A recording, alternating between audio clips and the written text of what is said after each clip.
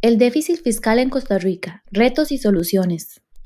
El segundo párrafo del artículo 176 de la Constitución Política de Costa Rica indica que el presupuesto ordinario de la República comprende todos los ingresos probables y todos los gastos autorizados de la administración pública durante todo el año económico. En ningún caso, el monto de los gastos presupuestos podrá exceder el de los ingresos probables. Pero, ¿cuáles son las implicaciones que tiene este artículo en la calidad de vida, bienestar, paz y prosperidad económica de los costarricenses? ¿Cuáles son sus alcances y cómo debe ser entendido en el contexto del déficit fiscal actual? ¿Cuáles son los retos y las soluciones ante el déficit fiscal en Costa Rica? Para abril del año 2021, el Ministerio de Hacienda de Costa Rica informó que el país acumula a abril un déficit fiscal del 1.23% del Producto Interno Bruto. Esto es 466.073 millones de colones, unos 752 millones de dólares. El resultado de este periodo es el más bajo de los últimos 6 años en términos nominales. No obstante, el pago de intereses ascendió a 697.495 millones de colones, unos 1.125 millones de dólares, y esto representa la cifra más alta en los últimos 15 años.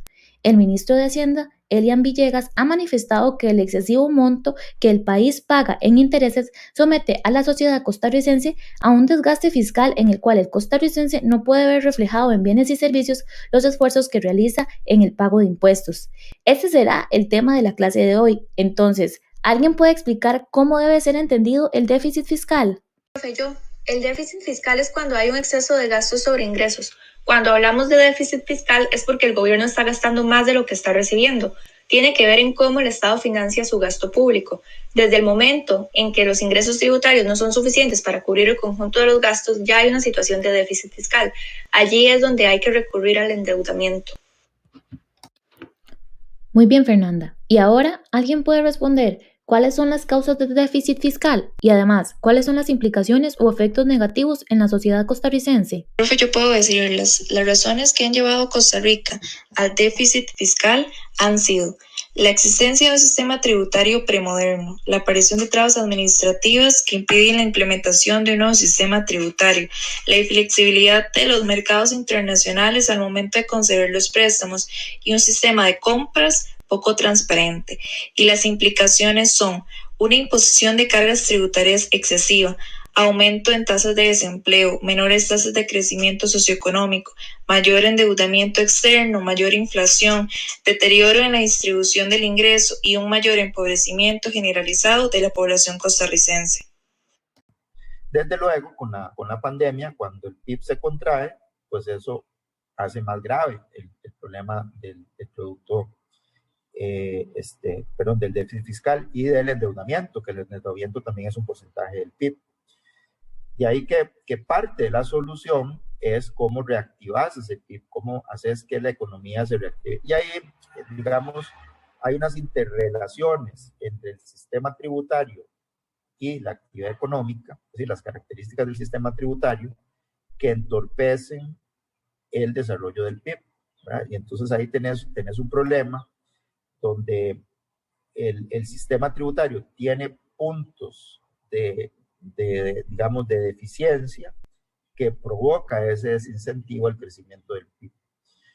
Y entonces no solo tenés un problema de que el sistema no te da suficientes recursos, sino que además te entorpece, digamos, el crecimiento del PIB. Entonces hay algunas características del sistema tributario que habría que corregir que paradójicamente podrían implicar hasta reducciones de algunos impuestos en determinados puntos del sistema. Para ponerles dos ejemplos, las empresas en Costa Rica y los trabajadores independientes, que además, pues, al final de cuentas tienen una forma de empresa y son los que son entre estos dos grupos los que contratan, generan empleo, pues tienen cargas tributarias excesivas, ¿verdad? Básicamente, una empresa en Costa Rica paga el 30% de impuesto de renta, paga un 15% sobre los dividendos, las cargas sociales patronales llegan al 26%, más impuesto de patentes, prácticamente pues, se consume casi el 58% en un estudio del Banco Mundial digamos, de la renta neta o de la utilidad de una empresa. Cuando el promedio internacional de ese mismo indicador es del 40%. Entonces, ustedes hay un exceso de imposición sobre las empresas que generan dos tipos de situaciones. O que las empresas produzcan menos, porque hay un desincentivo, se invierta menos, los proyectos no valen la pena, ¿verdad? Porque tanto es lo que hay que pagar de impuestos que mejor me quedo tranquilo. O bien hay un fomento de la informalidad. O sea, el problema de la informalidad, es decir, aquellos que no están en el sistema, que evaden el sistema tributario, pero no necesariamente lo evaden porque son insolidarios o porque son mala gente, sino porque el sistema mismo es tan gravoso que no queda otra forma que esconderse, porque si no te matan en el intento. ¿Y ahora qué hacemos? ¿Cuáles son las soluciones? Veamos lo que dicen algunos expertos. Incentivos que hay, ¿verdad? Entonces, este problema del déficit fiscal, inclusive no es propio de Costa Rica. Usted busca en las estadísticas del Fondo Monetario Internacional y difícilmente va a encontrar un país que tenga superávit fiscal. Todos tienen problemas de déficit fiscal porque todos tratan de gastar más de lo que tienen. Por eso es que la única manera de reducir el gasto público es simplemente recortando los impuestos, es decir, obligar al gobierno a que recorte gastos. Si usted le da impuestos, es como se dice el dicho, es decir, es como darle alcohol a un alcohólico, ¿verdad? Es decir, eso no va a funcionar. A mí me parece que hay que terminar de arreglar el sistema tributario.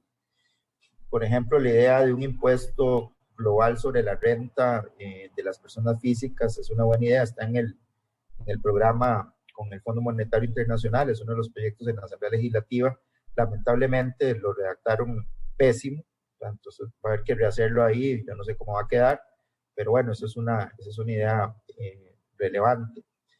Para empezar, permite uniformar, digamos, el tratamiento de asalariados y independientes, ¿verdad? Para hacerlo más razonable, el sistema más sostenible y que permite entonces mejorar la informalidad, es decir, formalizar. Si yo integro bien renta con las contribuciones de la caja, de tal manera que sean soportables, que sean razonables, puedo hacer una campaña fuerte para formalizar, digamos, y superar los niveles de formalización.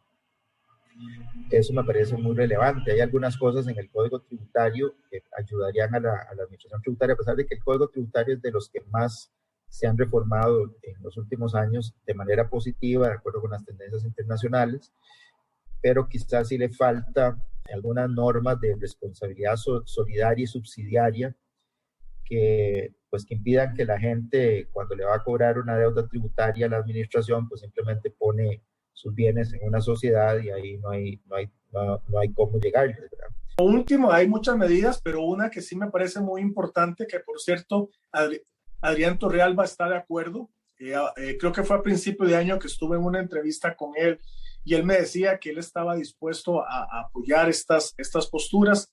Inclusive Rodrigo Chávez salió en alguna ocasión hablando de esto, y es lo que se conoce, lo que yo he venido proponiendo desde hace muchos años, lo que se conoce como el flat tax. No es una propuesta mía, es una propuesta que nace del economista Milton Friedman. Él la propuso por primera vez en su libro Capitalismo y Libertad en 1962, si mal no recuerdo cuando lo publicó. Y la idea es una tarifa plana del impuesto sobre la renta, plana y baja.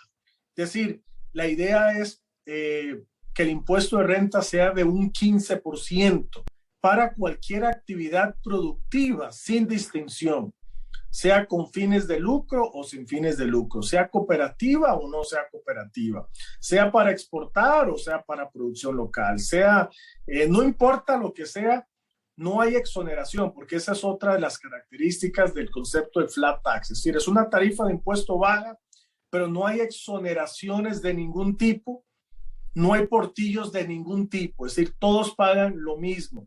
¿Cuál es el objetivo de esto? Bueno, que el empresario no tenga que gastar tiempo en abogados, en contadores, en abogados tributarios para que le digan cuál es la mejor manera de producir y pagar menos impuestos.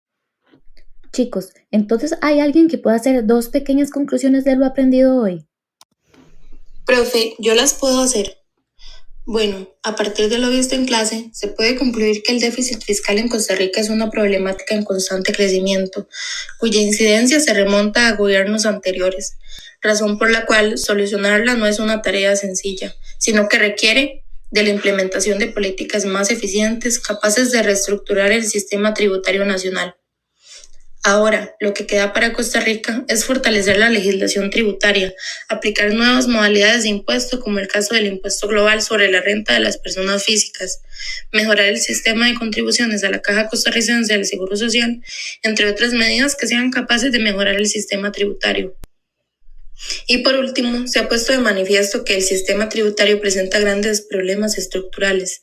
Por lo tanto, resulta vital cuestionarlo, analizarlo y traer propuestas innovadoras para hacerlo mucho más eficiente. Costa Rica está entre los países con más cargas impositivas en la región y, sin embargo, como país tiene muchas carencias en cuanto a la ejecución presupuestaria. Se hace urgente direccionar al país a una mayor libertad económica sin que esto implique el sacrificio del Estado de Derecho, de manera que el individuo cuente con la libertad de emprender, de producir, generar ingresos sin que la intervención del Estado implique la violación al principio de no confiscatoriedad, que debe regir en todo sistema tributario.